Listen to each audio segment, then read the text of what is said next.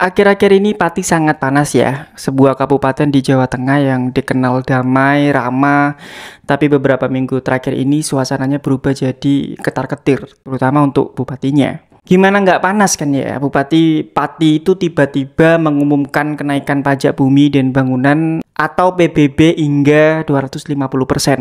Iya, 250%. Bagi sebagian orang mungkin angka ini sekedar statistik ya, tapi bagi rakyat kecil ini adalah beban berat yang langsung terasa di dompet mereka. Dan pertanyaannya, kenapa bisa naik segila itu?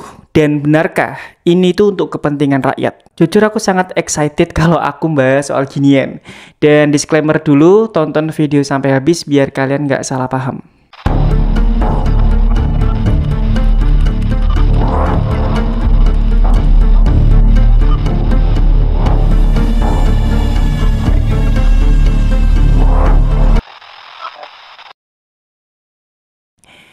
Kita harus tahu dulu ya alasan resmi dari Pak Bupati Sadewo tentang kenaikan PBB 250% ini. Jadi tarif PBB di Pati itu sudah 14 tahun tidak pernah naik. Pendapatan dari PBB hanya sekitar 29 miliar per tahun, jauh lebih rendah dibanding tetangga seperti Jepara dan juga Kudus. Katanya dengan kenaikan ini PAD alias pendapatan asli daerah itu akan meningkat. Dan uangnya itu akan dipakai untuk membangun jalan, memperbaiki RSUD Suwondo, dan fasilitas-fasilitas umum lainnya. Sekilas alasannya terdengar masuk akal, tapi menurutku di sini ada yang janggal. Kenapa kenaikannya harus langsung 250%? Kenapa nggak bertahap? Kenapa masyarakat juga nggak diajak bicara dulu soal ini? Sayangnya, cara Bupati mengumumkan kebijakan ini justru menimbulkan kemarahan.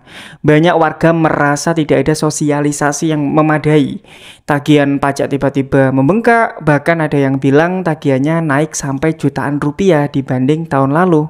Dan yang bikin situasi makin panas ya, itu adalah pernyataan Pak Bupati sendiri yang menurutku terkesan menantang. Jadi beliau itu ngomong gini, silakan demo 50.000 orang pun, saya tidak akan mengubah keputusan ini. Ya, seperti itulah. Kalimat itu bagi masyarakat Pati sebuah tamparan keras. Bukannya menenangkan, tapi malah memprovokasi. Padahal ya kebijakan publik seharusnya lahir dari dialog. Kalau beban hidup makin berat, apakah wajar pemerintah menambah beban lagi tanpa solusi? Kemarahan rakyat Pati itu memuncak, mereka bersiap menggelar demo besar-besaran pada 13 Agustus 2025. Tapi sebelum tanggal itu, aku melihat demonya sekarang makin besar. Bahkan berita ini sampai ke telinga Menteri Dalam Negeri dan Kemendagri itu juga langsung memerintahkan investigasi atas kebijakan tersebut. Dan hasilnya, Pak Bupati akhirnya membatalkan kenaikan PBB 250%. Bahkan uang yang sudah terlanjur dibayar lebih itu akan dikembalikan. Namun tetap ada konsekuensinya, yaitu ya sejumlah proyek pembangunan batal dilaksanakan. Dari kasus ini kita belajar satu hal penting, kebijakan publik bukan hanya soal angka di atas kertas, ini soal rasa keadilan, keterbukaan, dan juga empati. Bupati, gubernur, presiden, semua pemimpin itu bekerja untuk rakyat, bukan sebaliknya. Kita semua itu ingin Pati dan semua kota di Indonesia itu maju, kita ingin jalan mulus, rumah sakit bagus, ekonomi tumbuh, tapi cara mencapainya juga harus manusiawi, bertahap, transparan, dan tidak membebani rakyat kecil secara mendadak.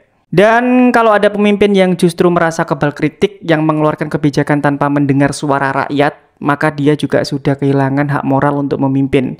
Jabatan itu amanah, bukan kursi warisan. Jika rakyat sudah kehilangan kepercayaan, maka rakyat berhak untuk menuntut haknya. Dan perlu diingat, kekuasaan itu cuma titipan, dan titipan itu bisa diambil kapan saja oleh yang menitipkan, yaitu rakyat. Lama-lama kayak motivator ya kontenku ini.